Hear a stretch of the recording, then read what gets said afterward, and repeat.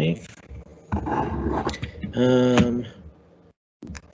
First, just want to take a look at our course in Canvas, go over a couple of things, and then we'll get into our activity for today.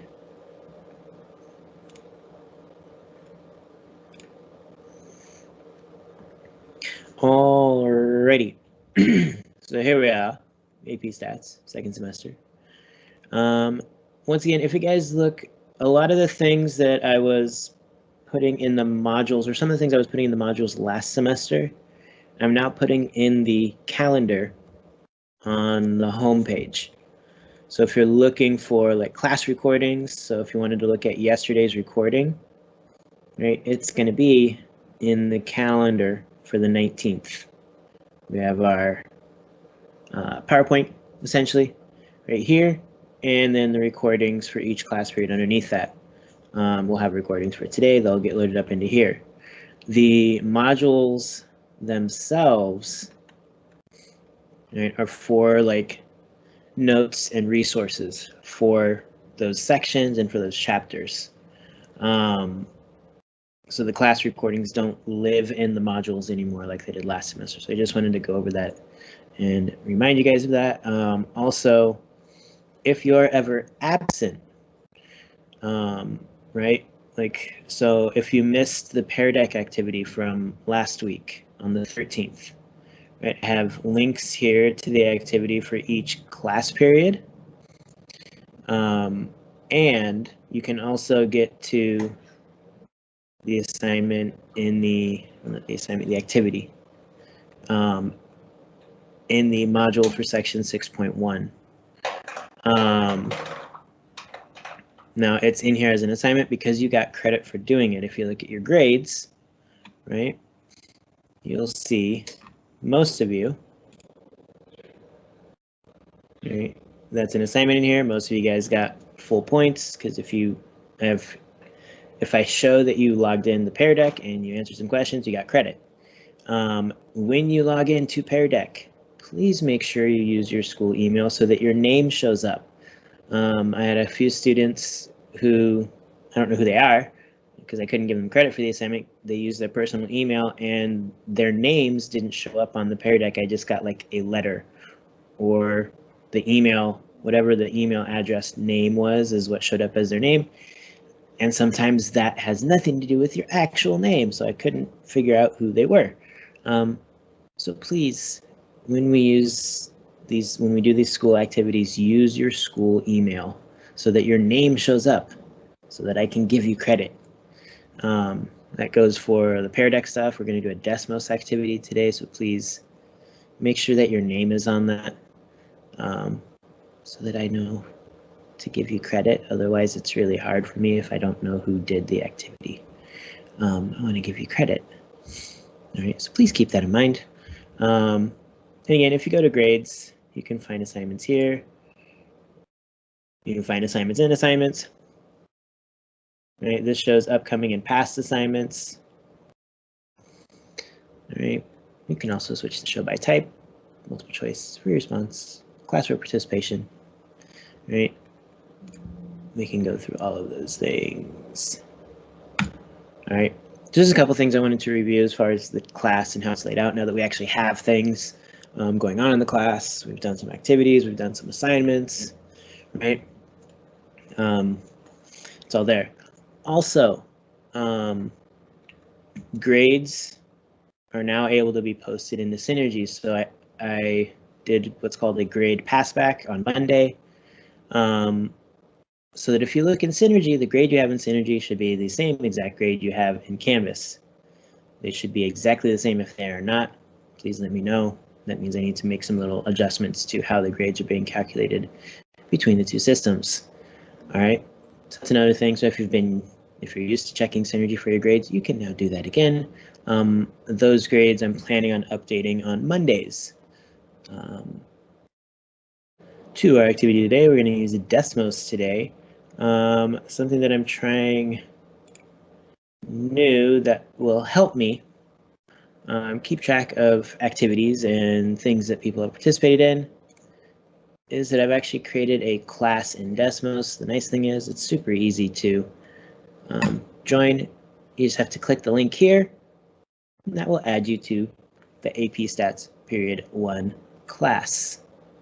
Or you can go to student.desmos.com and type in that code S5FMD5. Yeah.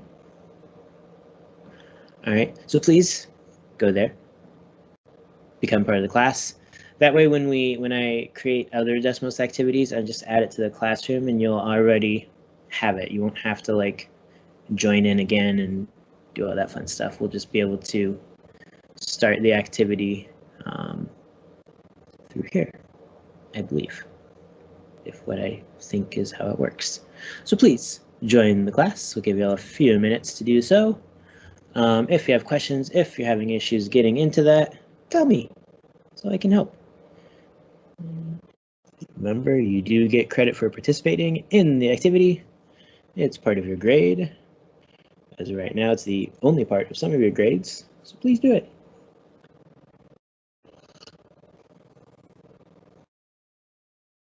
All right, we're going to get started. There's a series of questions to help us practice transforming and combining random variables and determining probabilities of such types of variables. Just as a reminder, right? Transforming and combining random variables. Remember the following. Adding or subtracting a constant a to a random variable increases or decreases, if you're subtracting, the mean of the random variable by a, but does not affect its standard deviation. Most of these problems are asking you to determine things about mean and standard deviation. So I'm not really mentioning quartiles, percentiles, IQR, things of that nature, because they're not going to come up today. All right. Does not affect standard deviation or the shape. All right. Multiplying or dividing a random variable by a positive constant b multiplies or divides the mean of the random variable by b and the standard deviation by b, but does not change the shape of the distribution. All right, so again, adding, subtracting changes measures of center and location. Multiplying or dividing changes measures of center, location, and spread. Neither of them does anything to the shape. If we have a linear transformation of a random variable, meaning you're adding, subtracting constant a and multiplying and dividing by a constant b, then you can write the linear transformation of the random variable x in the form y equals a plus bx. This represents both transformations happening in addition, subtraction, multiplication, or division. Yeah. Is there any questions before we begin? Anything I can clarify?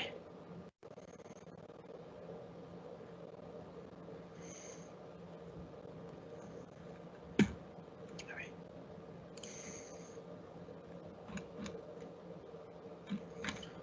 So then, we'll move on to our next screen. Wait, I want to.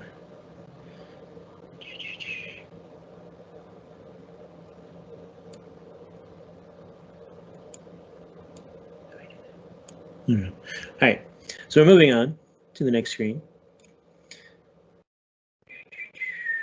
Our first problem, right? A report of the National Center for Health and Statistics says that the height of a 20-year-old man chosen at random is a random variable h with mean 5.8 feet and standard deviation 0.24 feet. Find the mean and standard deviation of the height, j, of a randomly selected 20-year-old man in inches. Just as a reminder, there's 12 inches in a foot.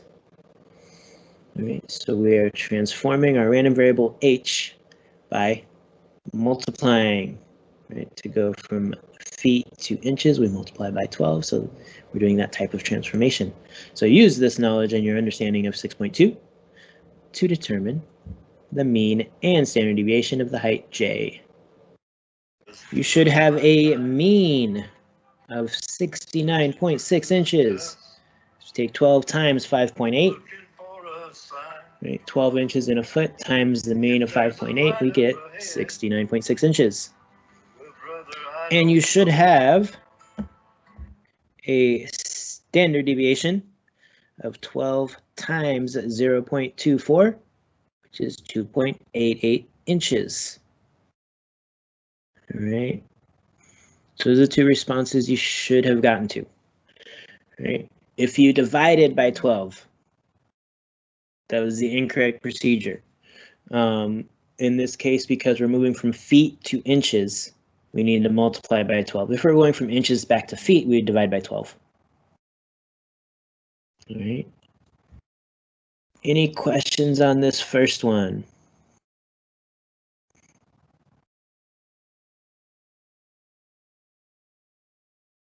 All right.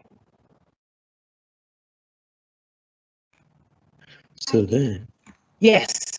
Are you supposed to then multiply the 5.8 from the standard deviation of 0.24 to get the mean? No. So we multiply by 12 because we're being asked to convert what we found out in measures of feet for our unit of measure to inches, right? That was the transformation we were asked to do. There's 12 inches in a foot, so we're just taking both of our numbers, the mean and standard deviation based on feet as the unit of measure, and multiplying each of those independently by 12. So we get 12 times 5.8 to get 69.6 as the mean of the random variable j, which is using inches instead of feet. And we get 2.88 as the standard deviation of the random variable j. We did 12 times 0.24. Oh, okay, that makes sense now. All okay. Right. Thank you. Thank you for asking. You're welcome. All right. Any other questions? All right. We're going to move on to the next one. The next problem, I've split up into 3 screens, so we're going to do a couple parts at a time. So now, and then after this problem, there's a few other problems, but I'm going to have you guys work in some breakout rooms on the last few problems. So we'll get some of that in today too. All right. I'm hoping this works. Our next problem here, we have Anna. She's a very dedicated skee ball player. Those of you, hopefully you've played skee ball. It's the one where you just throw the ball down the little ramp and it tries to get it in the holes. They're all worth points. All right, we got a picture down here. And Anna always rolls for the 50-point slot. The probability distribution of Anna's score X on a single roll of the ball is shown below. You can check that the mean is 23.8 and the standard deviation is 12.63. A player receives 1 ticket from the game for every 10 points scored. All right. Using what we know about the distribution given for the score, right, we need to make a graph of the probability distribution for the random variable t. Right, and t equals the number of tickets Anna gets on a randomly selected throw. Right, and then you'll be asked to describe the shape. I believe there should be a spot there for that, but I don't know where it is. All right. And so you have a couple options here. Right here on the pencil, you can kind of draw around like that. Might be easier to use the line tool, right? So I'll do the first one here. If she scores 10, she gets 1 ticket. So there's a 0.32 probability of getting 1 ticket. Right, the 1 is right here somewhere.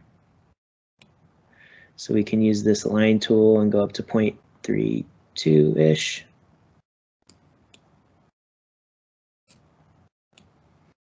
And just draw it as best as you can. It won't be perfect, but decent enough, right? And then continue adding the bars to your histogram. So remember, when you're drawing a histogram, which is the type of graph that we're drawing in this case, bars should be touching. All right, you want to try your best to kind of line them up. I know it's difficult with the drawing and everything. When making a bar graph, bars can be separated by space. When making a histogram, the bars should be touching because where one bar ends at 1 ticket, the next value is 2. There's no space essentially between those values as far as our histogram is concerned. So your bars should be touching. Right. If they're not touching right now, it's okay. This is just a reminder. You don't need to erase and try again. I'm just, based on what I'm saying, I want to make sure that that's clear because that's something that could cost you points on an AP exam.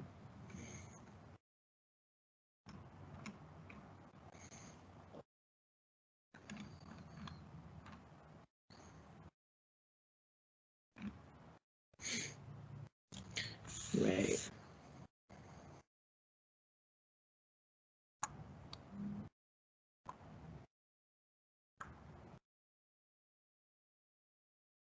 And you want to do your best to try and make each bar the same width, but it's, again, quite difficult when you're drawing it this way, and that's okay. We're looking for the right shape, essentially, and not necessarily everything being perfect right now.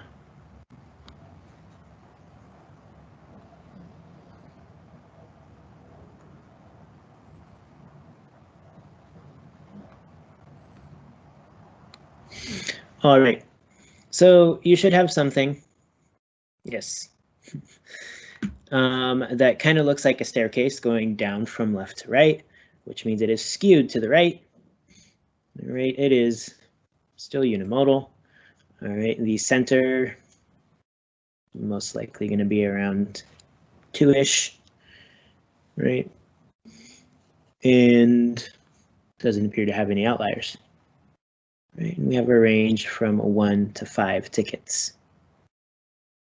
And so make sure again, when you're asked to describe the shape, you need to talk or describe the distribution, right? We need shape, center, spread, those types of things. Right, excellent. Any questions?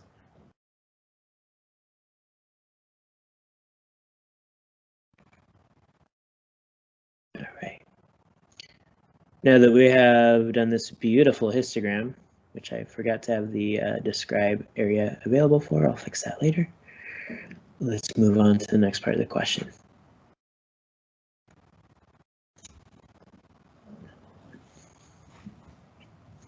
So now,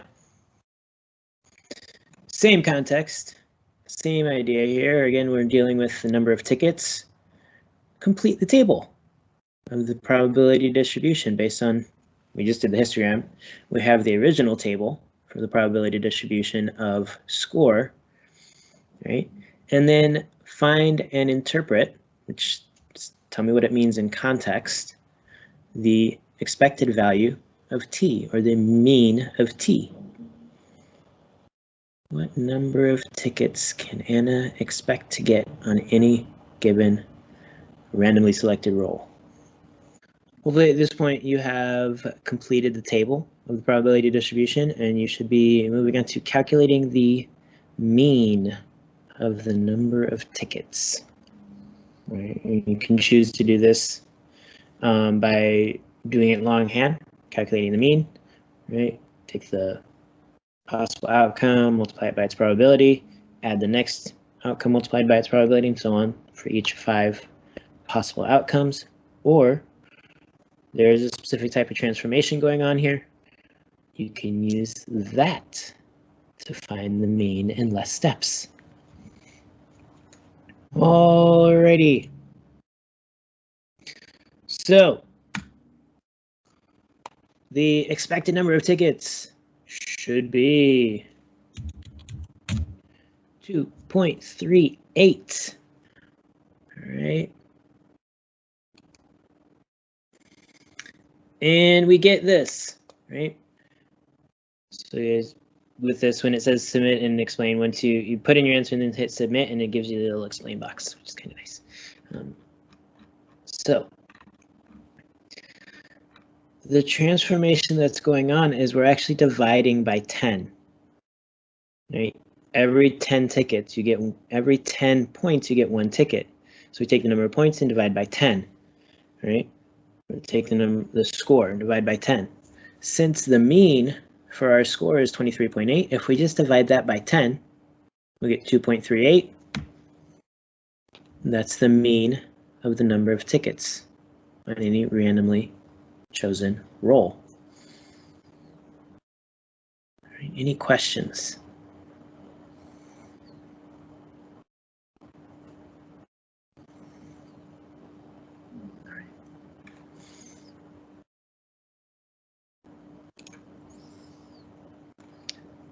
Last part of this problem, find and interpret the standard deviation of t. Right, same exact context, same type of transformation. Every 10 points, you get 1 ticket. All right, so let's move on and try to answer this one. Alrighty.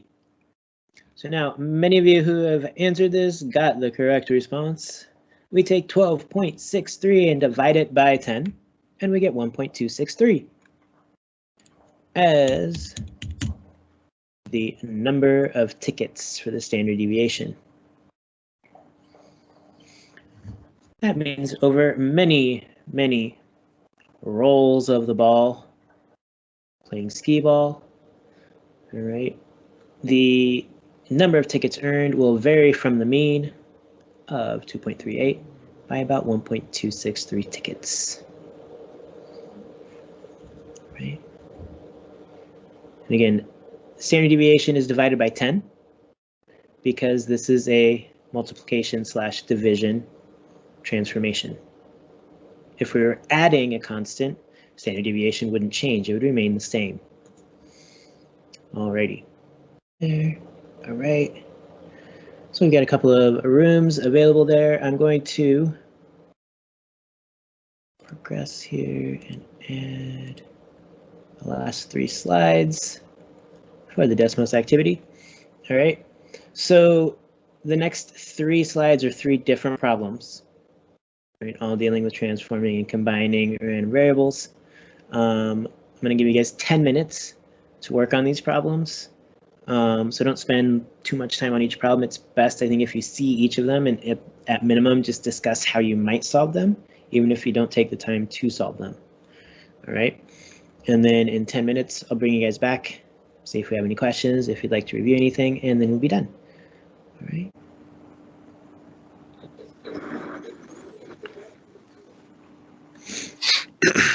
All right, welcome back. Alrighty, so let's see. On the first one there, the making a profit problem.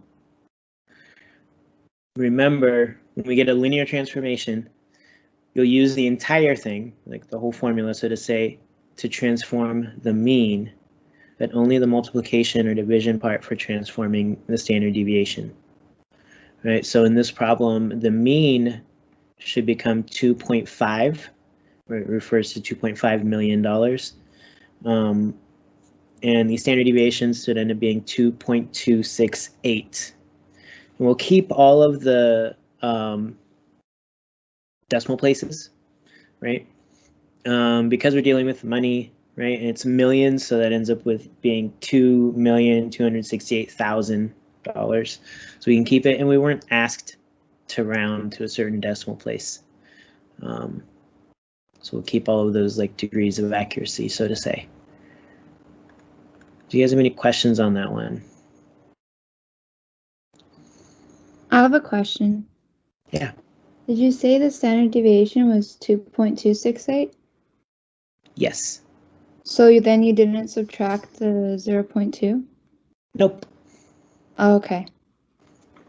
Yeah, it just gets the multiplication by 0.9 because, again, standard deviation is a measure of spread, and measures of spread don't get changed when we add or subtract a constant.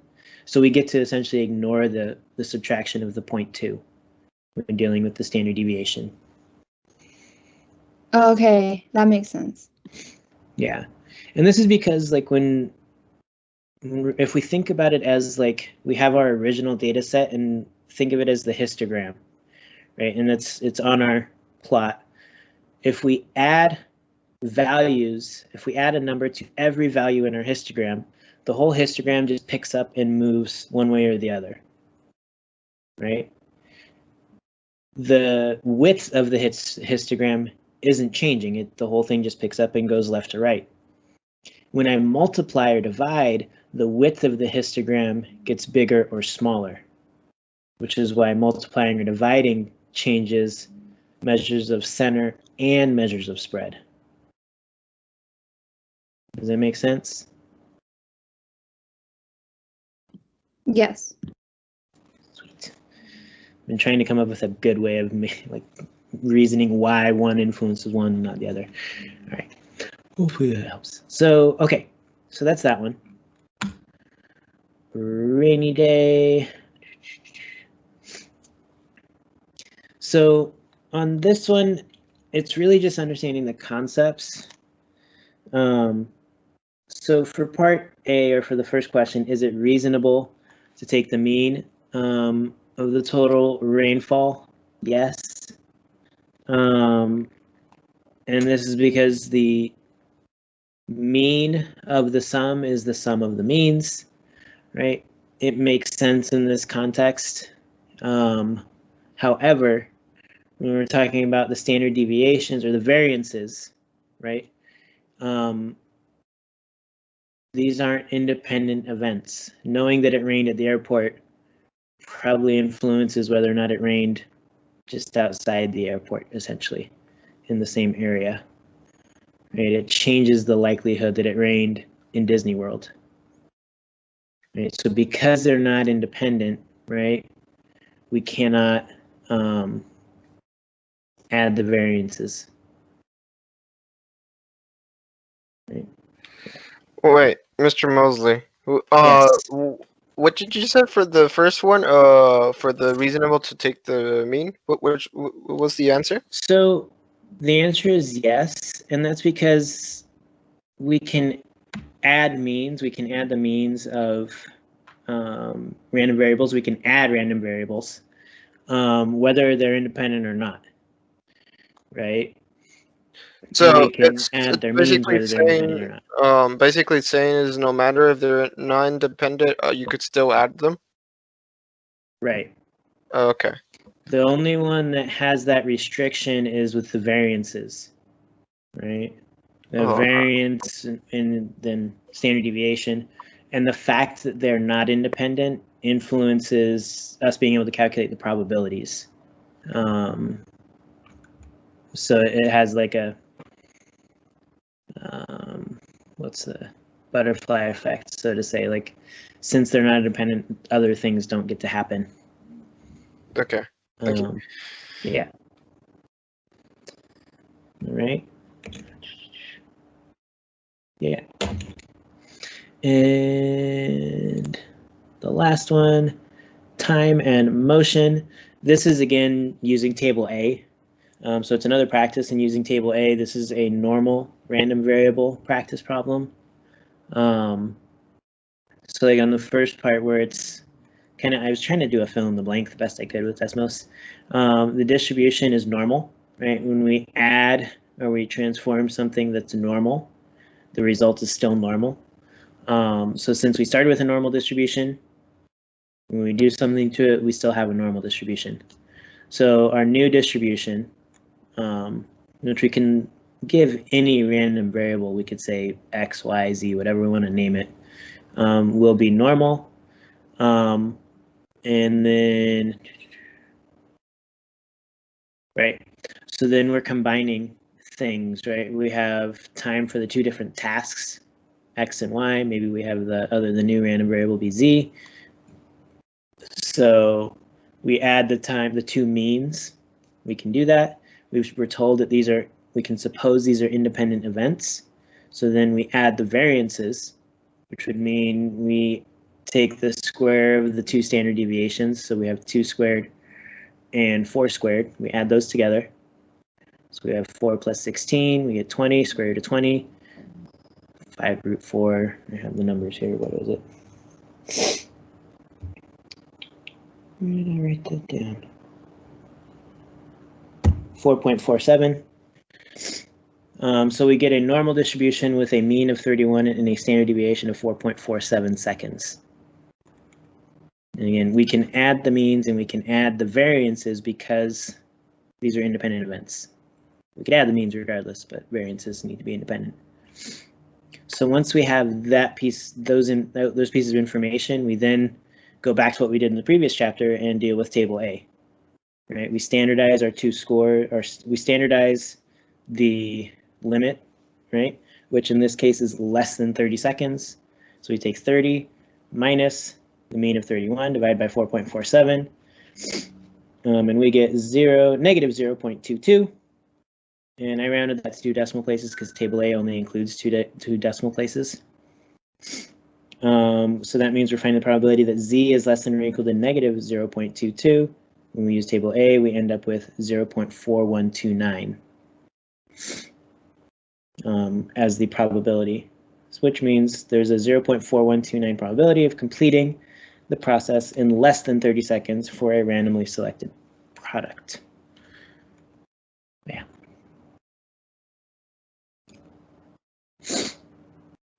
So yeah, table A is not going away. It's going to keep coming back up. So we need to get familiar with it.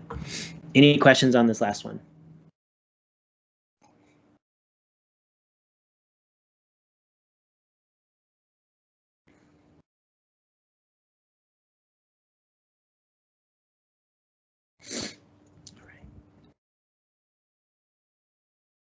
Okay, so this activity will be available.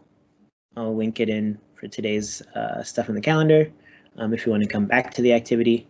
You can also locate the Desmos activity by just going to student.desmos.com and going to our class. It's part of the activities in the class that I created and had you guys join this morning.